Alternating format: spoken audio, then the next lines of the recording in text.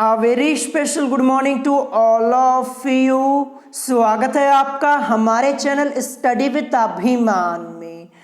आज मैं आप लोगों के लिए यूपी पॉलिटेक्निक एंट्रेंस एग्जाम 2021 के लिए साइंस में केमिस्ट्री के कुछ मोस्ट इंपॉर्टेंट क्वेश्चंस लेकर आया हूं और ये सभी क्वेश्चंस आप लोगों के एंट्रेंस एग्जाम के पॉइंट ऑफ व्यू से मोस्ट इंपॉर्टेंट क्वेश्चंस हैं। तो चलिए फिर आज की इस वीडियो को स्टार्ट करते हैं और देखते हैं आज का क्वेश्चन नंबर फर्स्ट क्या दिया है। तो क्वेश्चन नंबर फर्स्ट आप लोगों को अपनी स्क्रीन के ऊपर दिख रहा होगा। तो यहाँ पे क्वेश्चन लिखा है कि निम्न में से सर्वाधिक अम्लीय यौगिक है और चार ऑप्शंस आप लोगों की स्क्रीन के ऊपर आप लोगों को दिख रहे होंगे।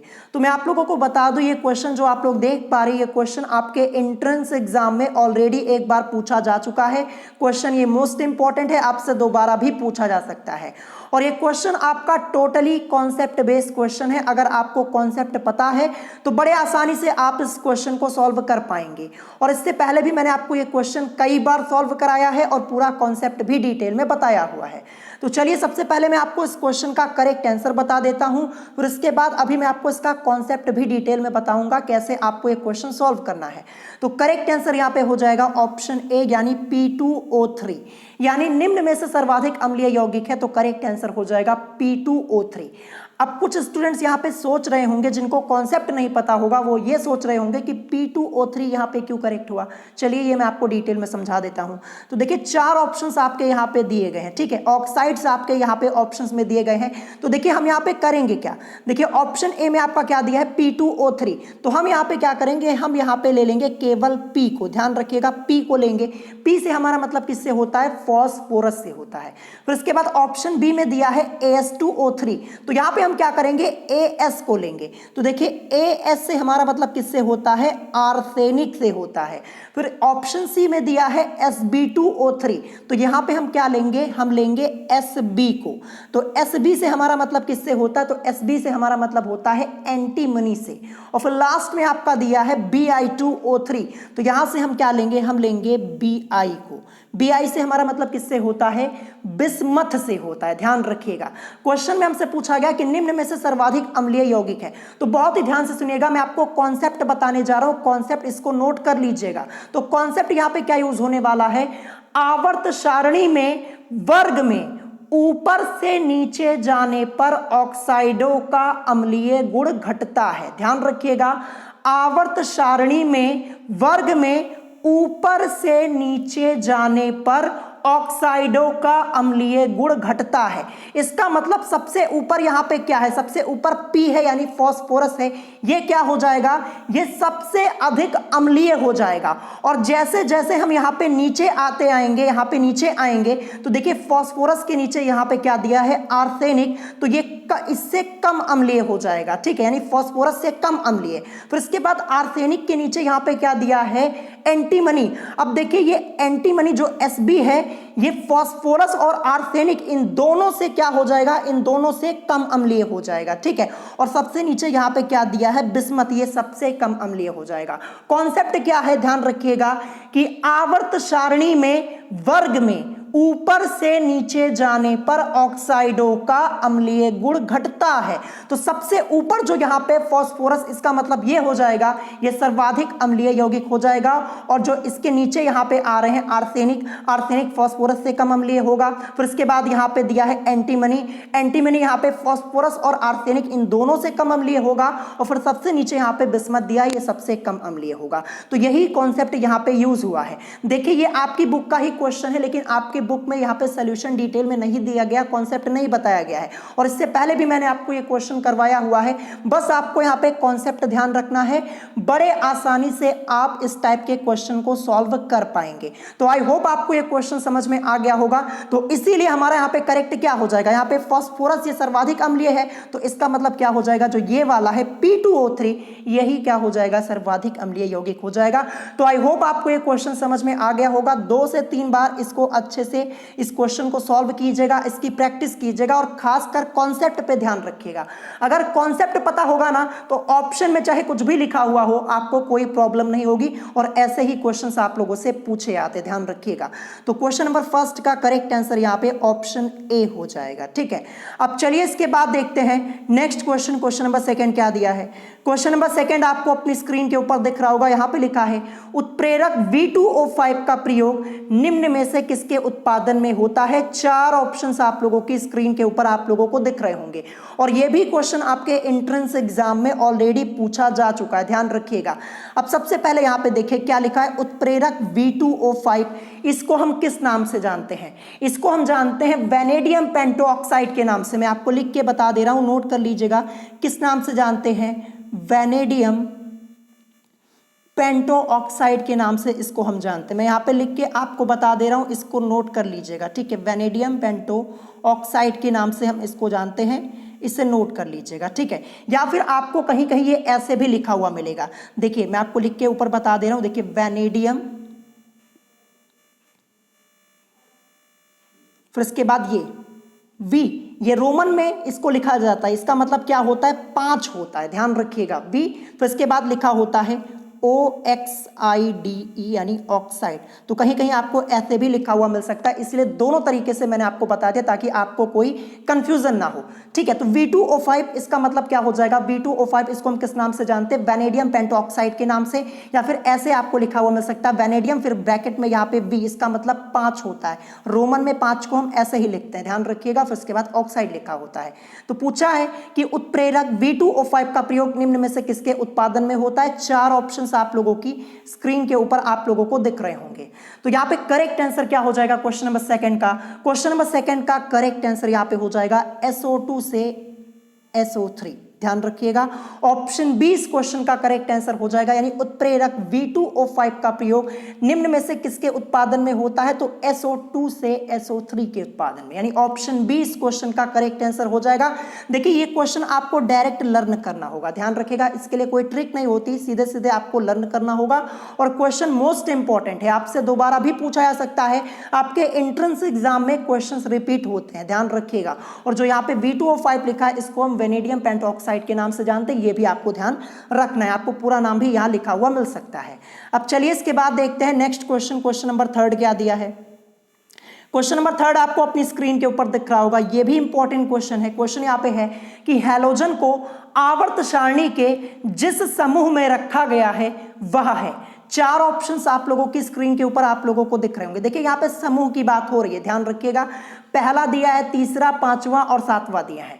तो करेक्ट आंसर क्या हो जाएगा क्वेश्चन नंबर थर्ड का? क्वेश्चन नंबर थर्ड का करेक्ट आंसर हो जाएगा ऑप्शन डी, यानी 7वां।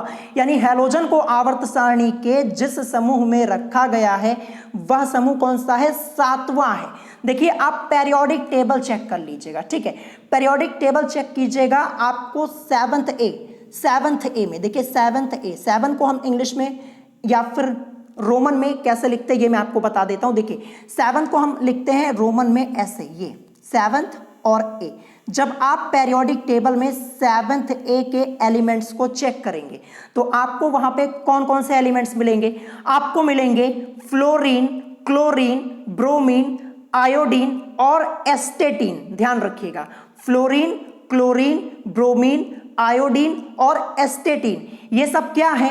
ये सब हैलोजेंस है। ध्यान रखिएगा, पेरियोडिक टेबल चेक कीजिएगा, 7th ए के जितने एलिमेंट्स हैं वो सभी क्या है? हैलोजेंस है, ध्यान रखिएगा। तो हैलोजन को आवर्त सारणी के जिस समूह में रखा गया है वह है 7वां। ऑप्शन डी इस क्वेश्चन का करेक्ट आंसर हो जाएगा। ये क्वेश्चन इंपॉर्टेंट है, आपसे पूछा जा सकता है, ठीक है। पेरियोडिक टेबल में चेक कीजिएगा, जो 7th ए के एलिमेंट्स हैं आपको वहां पे लिखा हुआ मिलेगा फ्लोरीन, क्लोरीन, ब्रोमीन, आयोडीन और एस्टेटीन। ध्यान रखिएगा, ये सब क्या है? ये सब हैलोजेंस हैं, ये आपको ध्यान रखना है। अब चलिए इसके बाद देखते हैं नेक्स्ट क्वेश्चन। क्वेश्चन नंबर 4 क्या दिया है? क्वेश्चन नंबर 4 ये भी मोस्ट इंपॉर्टेंट है, थोड़ा ट्रिकी क्वेश्चन है। क्वेश्चन यहाँ पे लिखा है कि निम्न में से उस सूचक का नाम बताइए जो अम्लीय विलयन में लाल रंग नहीं देता है। यहाँ पे लाल रंग नहीं देता है, नहीं की बात हो रही है। सोच समझ के क्वेश्चन को देखिएगा और इसका आंसर आपको करना है। यहाँ पे देखिए 4 ऑप्शन ऑप्शंस आप लोगों की स्क्रीन के ऊपर आपको दिख रहे होंगे। ऑप्शन ए दिया है methyl orange, option B methyl red, option C दिया है लिटमस और ऑप्शन डी दिया है फिनॉल रेड।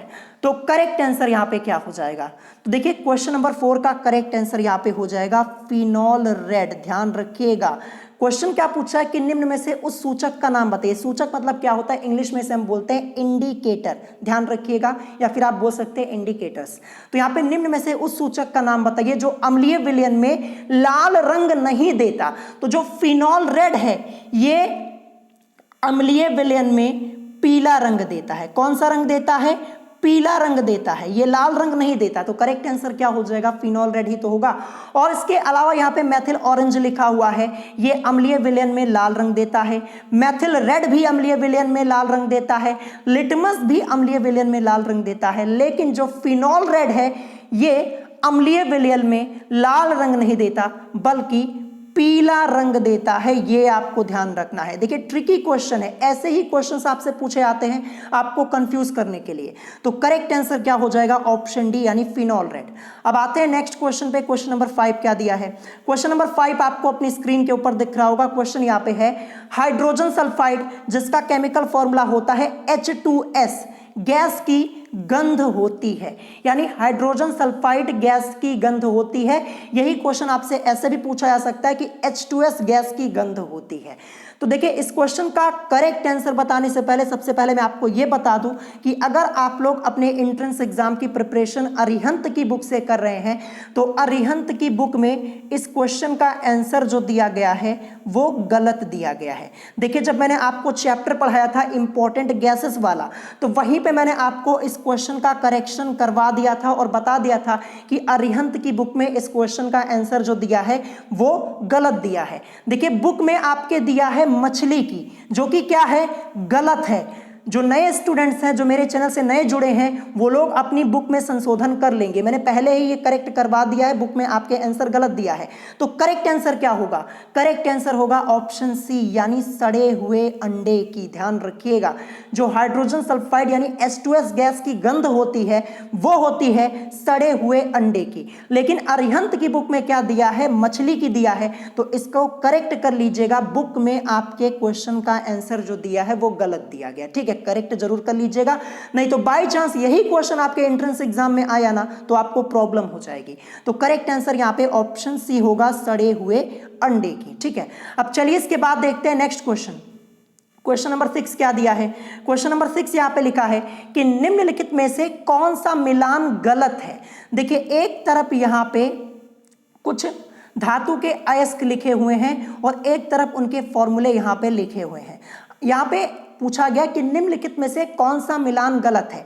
4 ऑप्शंस दिए गए हैं, यहां पे एक मिलान गलत है, वही आपको यहां पे बताना है। तो क्वेश्चन नंबर 6 का करेक्ट आंसर क्या हो जाएगा? तो क्वेश्चन नंबर 6 का जो करेक्ट आंसर हो जाएगा, ये जो फेल्सपार लिखा है इसका जो फॉर्मूला यहां पे लिखा है Na2AlSi4O8, ये क्या है? ये गलत है। ध्यान रखिएगा, फेल्सपार का फॉर्मूला क्या होता है? तो फेल्सपार का जो फॉर्मूला होता है वो होता है Na3AlSi3O8, ये होता है। जबकि यहां पे क्या लिखा है? Na2 लिखा है, AlSi4 लिखा है और O8। देखिए Si4 नहीं Si3 होना चाहिए और Na2 नहीं Na3 होना चाहिए। तो यही वाला जो मिलान है फेल्सपार वाला ये गलत है। और इसके अलावा क्यूप्राइट Cu2O बिल्कुल सही है, कोरंडम Al2O3 ये भी बिल्कुल सही है इसका फॉर्मूला, और ग्लोबेराइट Na2SO4.NH2O ये भी सही है। देखिए क्यूप्राइट ये किसका अयस्क होता है? किस धातु का? कॉपर का होता है। कोरंडम किसका होता है? एल्यूमिनियम का अयस्क है। ग्लोबेराइट ये किसका है? ये है सोडियम का। ग्लोबेराइट को हम ग्लोबल सॉल्ट के नाम से भी जानते हैं। फिर फेल्सपार ये किसका होता है? फेल्सपार भी सोडियम का ही होता है, ध्यान रखिएगा। तो यहाँ पे फॉर्मूला करेक्ट ये वाला होगा। देखिए Na3AlSi3O8 ये होता है। तो यही वाला मिलान ऑप्शन डी जो है ये क्या हो जाएगा? गलत मिलान हो जाएगा। तो करेक्ट आंसर यहाँ पे ऑप्शन डी हो जाएगा। अब आते हैं नेक्स्ट क्वेश्चन पे, क्वेश्चन नंबर 7। क्वेश्चन नंबर 7 ये भी आपका मोस्ट इंपॉर्टेंट है, अच्छा क्वेश्चन आपका यहाँ पे है। क्वेश्चन लिखा है कि निम्न में से किस ब्लॉक में धातु, अधातु, उपधातु तथा अक्रिय गैसें सभी उपस्थित होती हैं? कौन सा ऐसा ब्लॉक है जिसमें धातु भी है, अधातु भी है, उपधातु भी है और अक्रिय गैसें भी हैं? चार ऑप्शंस आपको अपनी स्क्रीन के ऊपर दिख रहे होंगे। तो करेक्ट आंसर क्या हो जाएगा? करेक्ट आंसर यहां पे हो जाएगा पी ब्लॉक। क्या हो जाएगा? P block. ध्यान रखिएगा, जो पी ब्लॉक है, पी ब्लॉक एकमात्र ऐसा ब्लॉक है जिसमें धातु, अधातु, उपधातु तथा अक्रिय गैसें सभी उपस्थित होती हैं। क्वेश्चन मोस्ट इंपॉर्टेंट है, इसको अच्छे से लर्न कर लीजिएगा। ऑप्शन बी यानी पी ब्लॉक, यही इस क्वेश्चन का करेक्ट आंसर हो जाएगा। देखिए, पेरियोडिक टेबल से रिलेटेड आपके एंट्रेंस एग्जाम में करीब 2 से 3 क्वेश्चंस पूछे आते हैं, तो अच्छे से पेरियोडिक टेबल वाला चैप्टर पढ़ लीजिएगा। एक एक क्वेश्चन करवाया हुआ है, एक सिंगल क्वेश्चन भी नहीं छूटा है। और जो आपकी बुक के बाहर के क्वेश्चन है, जो बुक के बाहर के क्वेश्चन जो आपसे पूछे आते हैं, वो भी मैंने आपको करवा दिया है। बस आपको अपना रिवीजन करना है, तो रिवीजन कर लीजिएगा। जितना पढ़ाया है ना, इसी में से आपको मिल जाएगा। पेरियोडिक टेबल वाले चैप्टर में एक भी क्वेश्चन आपको बाहर नहीं मिलेगा आपके एंट्रेंस एग्जाम में, लेकिन कंडीशन यहां पे ये है कि जितना पढ़ाया है उतना आपको पढ़ना भी पड़ेगा। अब आते हैं नेक्स्ट क्वेश्चन पे, क्वेश्चन नंबर 8। क्वेश्चन नंबर 8 यहां पे लिखा है कि तत्वों के प्रतीकों के निर्धारण की आधुनिक प्रणाली का प्रतिपादन किसने किया था? चार ऑप्शंस आप लोगों की स्क्रीन के ऊपर आप लोगों को दिख रहे होंगे। क्वेश्चन यहां पे है कि तत्वों के प्रतीकों के निर्धारण की आधुनिक प्रणाली का प्रतिपादन किसने किया था? चार ऑप्शंस आपको दिख रहे होंगे। तो करेक्ट आंसर यहां पे क्या हो जाएगा? तो करेक्ट आंसर आपका यहां पे हो जाएगा बर्जीलियस ने। ध्यान रखिएगा, बर्जीलियस ने तत्वों के प्रतीकों के निर्धारण की आधुनिक प्रणाली का प्रतिपादन किया था। डायरेक्ट आपसे ये क्वेश्चन पूछा जा सकता है, आपको सीधे सीधे ये क्वेश्चन लर्न कर लेना है। क्वेश्चन इंपॉर्टेंट है, ध्यान रखिएगा, आपके एंट्रेंस एग्जाम में पूछा जा सकता है। और इससे पहले भी मैंने आपको यहाँ पे ये क्वेश्चन सॉल्व कराया हुआ था। देखिए यहाँ पे इसका मतलब क्या हो जाएगा, जो यहाँ पे लिखा है कि तत्वों के प्रतीकों के निर्धारण की आधुनिक प्रणाली, ये आधुनिक प्रणाली है क्या?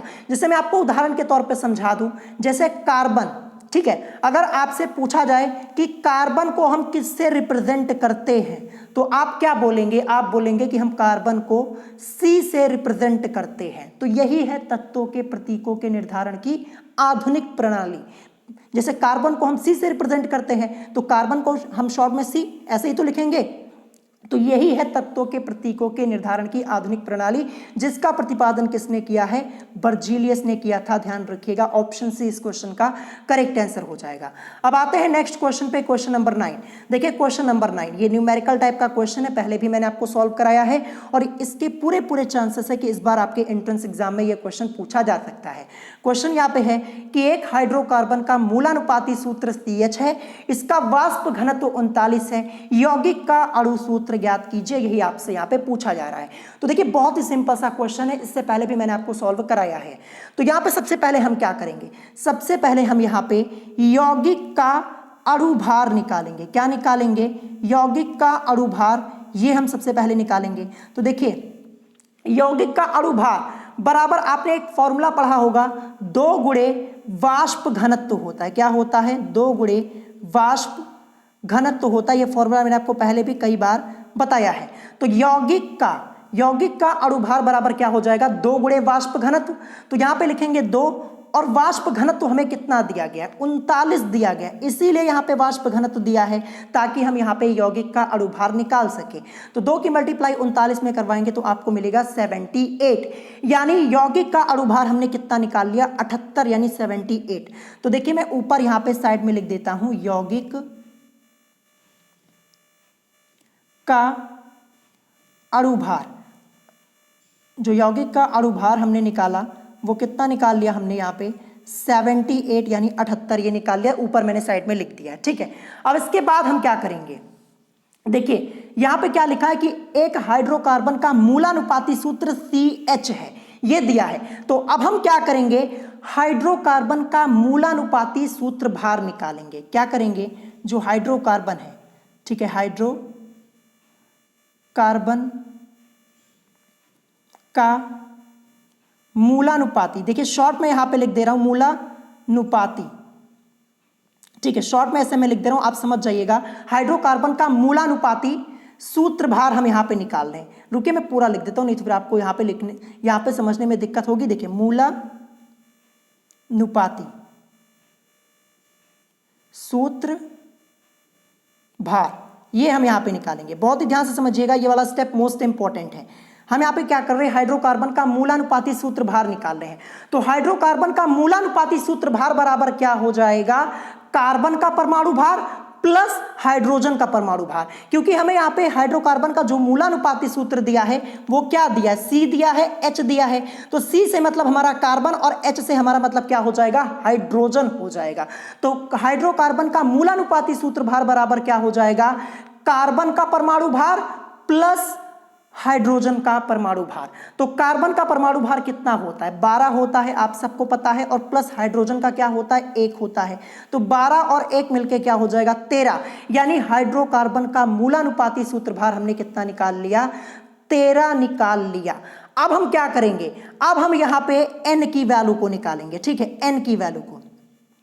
तो सबसे पहले यहाँ पे जो मूलानुपाती सूत्र भार हमने निकाला है, यहाँ पे साइड में मैं लिख दे रहा हूँ 13, ठीक है। क्या निकाला है हमने, यहाँ पे 13 निकाला हुआ है। तो यहाँ पे देखिए ये मैंने 13 ये लिख दिया, ठीक है। अब हम क्या करेंगे, N इज इक्वल टू निकालेंगे। N is equal to formula होता है यौगिक का अणु भार, ठीक है, यौगिक का अणु भार, और अपॉन में क्या हो जाता है, अपॉन में हो जाता है हाइड्रोकार्बन का मूलानुपाती सूत्र भार। शॉर्ट में यहाँ पे लिख दे रहा हूँ, ऊपर लिखा ही है हाइड्रोकार्बन का मूलानुपाती सूत्र भार, यही आपका हो जाएगा। तो देखिए यौगिक का अणु भार हमने कितना निकाला है, 78 निकाला है, 78, और यहाँ पे हाइड्रोकार्बन का मूलानुपाती सूत्र भार हमने 13 निकाला है। तो 13 का नाम 13 और 13 छंग 78, यानी 13 वन सा 13 और 13 सिक्स जा 78। तो ये N की वैल्यू हमने निकाली है। N की वैल्यू हमारी क्या निकल गई, N की वैल्यू 6 निकल गई। अब यहाँ पे N है क्या, तो N एक पूर्ण संख्या है, ध्यान रखिएगा N क्या है, N एक पूर्ण संख्या है। जब N की वैल्यू 6 निकल चुकी है, हमारा यहाँ पे क्वेश्चन लगभग सॉल्व हो चुका है। N की वैल्यू हमने क्या निकाली, N की वैल्यू हमने 6 निकाली, ये यहाँ पे मैं लिख दे रहा हूं। अब हम क्या करेंगे, अतः यौगिक का अणु सूत्र, यौगिक का अणु सूत्र अब हम निकाल लेंगे बड़े आसानी से। तो यौगिक का अणु सूत्र बराबर क्या हो जाएगा, बराबर आपका हो जाएगा मूलानुपाती सूत्र, मूलानुपाती सूत्र और मल्टीप्लाई बाई क्या हो जाएगा, N हो जाएगा। क्या हो जाएगा, N हो जाएगा। तो मूलानुपाती सूत्र हमें क्या दिया है, CH दिया है ना, और मल्टीप्लाई बाई N। N की वैल्यू हमने कितनी निकाली थी, 6 निकाली थी, इसीलिए निकाली थी। अब C की मल्टीप्लाई 6 में तो C6, और H की मल्टीप्लाई 6 में H6। यही इस क्वेश्चन का करेक्ट आंसर हो जाएगा। यानी यौगिक का अणु सूत्र जो हमें मिल गया वो क्या मिल गया, C6H6। कहां पे दिया हुआ है, ये दिया है ऑप्शन बी में। तो ऑप्शन बी इस क्वेश्चन का करेक्ट आंसर हो जाएगा, C6H6 यही इस क्वेश्चन का करेक्ट आंसर हो जाएगा। एक एक स्टेप मैंने आपको समझा दिया। देखिए थोड़ा लेंदी क्वेश्चन है, आपको प्रैक्टिस करनी होगी, मुझे यहाँ पे आपको समझाना था, नहीं तो ये क्वेश्चन 1 मिनट से भी कम में सॉल्व हो जाता। देखिए यहाँ पे फॉर्मूला आपको पता होना चाहिए, फॉर्मूला क्या क्या यूज होने वाले, तभी आप सॉल्व कर पाएंगे। और इस टाइप के आपके एंट्रेंस एग्जाम में कई क्वेश्चन पूछे जा चुके हैं, तो प्रैक्टिस कर लीजिएगा। अब नेक्स्ट क्वेश्चन देखते हैं, क्वेश्चन नंबर 10, जो कि आज का हमारा लास्ट क्वेश्चन है। क्वेश्चन नंबर 10 आपको अपनी स्क्रीन के ऊपर दिख रहा होगा। क्वेश्चन यहाँ पे है कि कार्बन का परमाणु क्रमांक 6 है, तो आवर्त सारणी में इसका समूह या फिर वर्ग भी आपको यहाँ पे लिखा हुआ मिल सकता है। तो इसका समूह है। 4 ऑप्शंस आप लोगों की स्क्रीन के ऊपर आपको दिख रहे होंगे। मैं आपको बता दूं, ये क्वेश्चन आपके एंट्रेंस एग्जाम में करीब 2 से 3 बार पूछा जा चुका है, तो फिर से आपसे पूछा जा सकता है। और यहाँ पे आपसे आवर्त भी पूछा जा सकता है, जरूरी नहीं है कि समूह पूछा जाए, आपसे आवर्त भी पूछा जा सकता है, ध्यान रखिएगा। तो कुछ नहीं करना, देखिए जो आपका यहाँ पे दिया है कार्बन का एटॉमिक नंबर कितना दिया, 6 दिया। कार्बन का परमाणु क्रमांक 6 होता है। इसका हम इलेक्ट्रॉनिक कॉन्फ़िगरेशन करेंगे, क्या हो जाएगा 1s2 2s2 और 2p2, ये हमें मिलेगा। जब इसको जर्नल फॉर्म में लिखेंगे तो देखिए पहले में 2 इलेक्ट्रॉन यानी 2, और दूसरे में 2s2 2p2 यानी 2 और 2 मिलकर 4 इलेक्ट्रॉन। तो इलेक्ट्रॉनिक कॉन्फ़िगरेशन कर लिया, 2,4 मिला। अब देखिए कार्बन के बाह्यतम कोश में उपस्थित इलेक्ट्रॉनों की संख्या कितनी है, तो यहाँ पे बाह्यतम कोश में उपस्थित इलेक्ट्रॉनों की संख्या जो है वो 4 है। इसका मतलब क्या हो जाएगा, आवर्त सारणी में कार्बन का समूह क्या हो जाएगा, 4th और A, 4th A, यही इस क्वेश्चन का करेक्ट आंसर हो जाएगा। अब देखिए जो ऑप्शन में आपका दिया है वो दिया है केवल 4, ए तो लिखा नहीं हुआ है, तो 4 आपका कहां पे दिया है, ये देखिए रोमन में यहां पे लिखा है फोर्थ समूह, तो करेक्ट आंसर ऑप्शन डी हो जाएगा, फोर्थ समूह। अब मैं आपको बता दूं, देखिए पेरियोडिक टेबल आप लोग चेक कर लीजिएगा। पेरियोडिक टेबल आप जब चेक करेंगे आपको सी लिखा हुआ मिलेगा कार्बन, और कार्बन के ठीक ऊपर आपको रोमन में लिखा हुआ मिलेगा फोर्थ ऐसे, और ए लिखा हुआ होगा। ठीक है, अब देखिए ऑप्शन में आपको जैसे यहां पे सिर्फ फोर्थ समूह लिखा है, यहां पे आपको फोर्थ ए भी लिखा हुआ मिल सकता है, तो कंफ्यूज मत होइएगा।